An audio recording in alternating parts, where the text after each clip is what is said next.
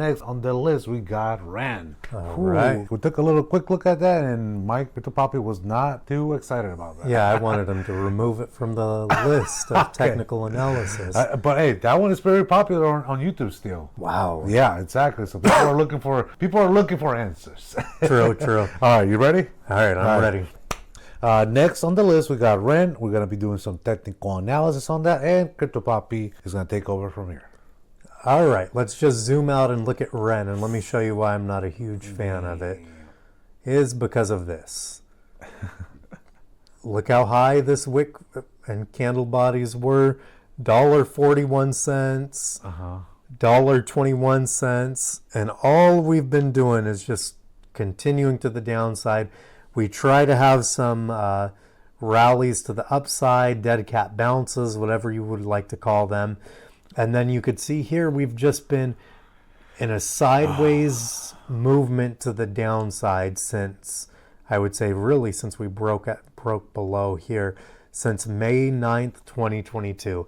But realistically, when we go down for this long, over this long and extended period of time, such tight movement to the downside, that makes wave, definitely like the Swift coin we just looked at, to see huge candles to the downside. Now let's look at price. Let's zoom in and get to relevant price action for REN. So mainly why I'm not feeling it right now is because look where we're at. We're in no man's land. We're at all-time lows for REN. Yeah. So, I mean, before we get into the negatives, look at it's rare you see negative on the chart. Yeah. You know what I mean? When you're doing technical analysis. But there's minimal downside unless they go bankrupt with huge upside potential for REN. But again, it's just hard to really believe in it when it's at all-time lows, even though that is the best time to buy. And like we plotted and talked about before, our trend line to the downside, right? One touch point, two touch point, three touch point. And if we potentially put in a fourth touch point, look where we're at. We're in the negatives. Oh, boy. Right? We got to jump off ship now. No. But you get what I'm saying? I do, yeah. It's not, the trend is definitely going negative. It's going down and it's going crazy. But from current price, if we do move up to the upside to retest our overhead trend line, that's 282%, which is crazy. That would take us from 2 cents to just about 8 cents.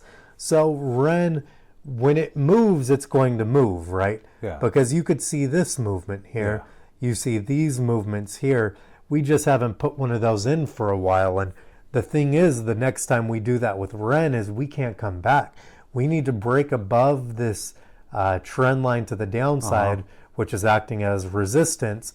We need to break above it and retest it before it goes into the negatives. Got it. Right? Before it goes to nothing. So basically it needs nothing but upward movement and just keep plugging in newer highs and newer highs, with newer lowers, I guess, newer lows. True. Yeah. So we just can't continue to go sideways into the downside with REN specifically. REN needs to pick up some steam and start moving to the upside. Like I said, it's 200 and something % movement from current price to get above this trend line. But then from the trend line, we would still need to go to the blue horizontal ray, which is another 181%, before I would say you could really take a breath of fresh air and think, oh, okay, REN's going to continue to the upside. From current price to the overhead, let me click closer to the actual candle body real quick.